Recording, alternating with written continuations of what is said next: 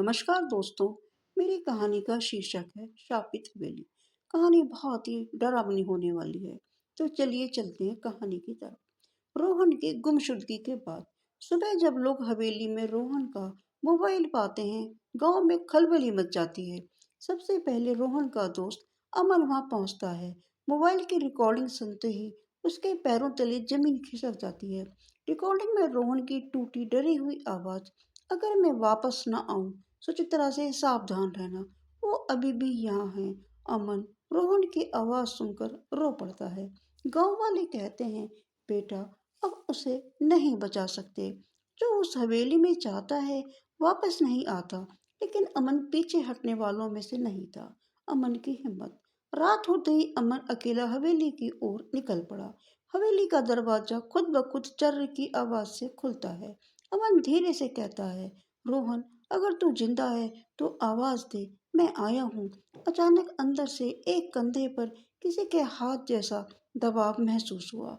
अमन पलटा, कोई नहीं, पर दीवार पर बड़ा सा खून से लिखा एक शब्द चमकता है, आओ। सुचित्रा का कैद खाना। अमन हवेली के अंदर गहराई में गया तो एक छिपी सीढ़ी दिखी जो तहखाने में जा रही थी।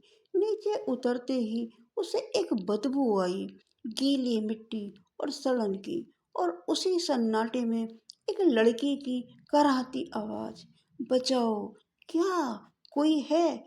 अमन की सांसें रुक गई। ये रोहन की आवाज थी।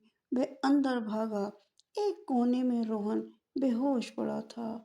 हाथ पैर रस्सी से बंधे थे। अमन उसे जगाते हुए बोला, रोहन मैं आया हूँ, उठ। रोहन आंखें खोलते ही कांपते हुए बोला, भाग अमन, सुचित्रा यही है। अचानक पूरा तहखाना हिल गया। सुचित्रा प्रकट होती है। ठंडी हवा चली, लाल रोशनी फैली और एक साया धीरे धीरे दीवार से बाहर निकलने लगी। सुचित्रा की आत्मा, बाल लटकते हुए, चेहरा आधा भयानक, आंखें कोयले जैसी लाल। वे रोहन को देखकर हंसती है। मैंने कहा था तुम मेरे हो। अमन डर के मारे बोल भी नहीं पा रहा था। सुचित्रा ने अमन की ओर इशारा किया, तुम भी यहीं रहोगे हमेशा के लिए। उसकी उंगलियां हवा में लंबी होकर अमन की ओर बढ़ने लगी।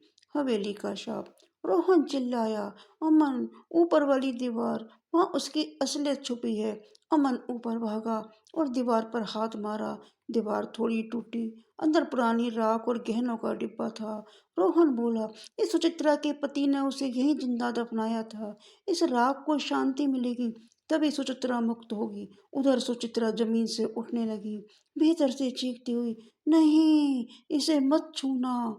अमन ने साहस करके राख हवा में बिखेर दी। सुचित्रा का मोक्ष। राख गिरते ही हवेली जोर से कांपी। सुचित्रा दर्द भरी आवाज में चीखी। चेहरा पिघलने लगा, उसके होंठ कांपे। सालों बाद किसी ने मुझे समझा। धीरे धीरे उसका चेहरा शांत होता गया। अंत में उसने रोहन और अमन की ओर देख कर कहा, अब मैं मुक्त हूँ। हवेली अब किसी को नहीं डराएगी। और वे धुएं की तरह गायब हो गई। कहानी का अंत। सुबह होने पर दोनों हवेली से बाहर निकले। गांव वालों ने पहली बार किसी को हवेली से जिंदा निकलते देखा। रोहन ने कहा, भूत नहीं डराते, उनकी अधूरी कहानियां डराती हैं। हवेली अब ढह चुकी थी और वहां फिर कभी कोई आवाज नहीं आई।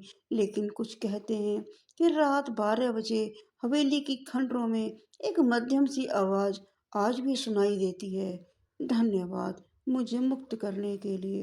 हाँ दोस्तों, इस कहानी को पढ़ते पढ़ते मेरे रोंगटे खड़े हो गए। तो जिनको ये कहानी पसंद आई हो, प्लीज़ लाइक कमेंट और शेयर करें। और जो मेरे चैनल पर नए हैं, मेरे चैनल को सब्सक्राइब करें। आपको मेरी ये कहानी कैसी लगी, मेरे कमेंट बॉक्स में अवश्य कमेंट करें।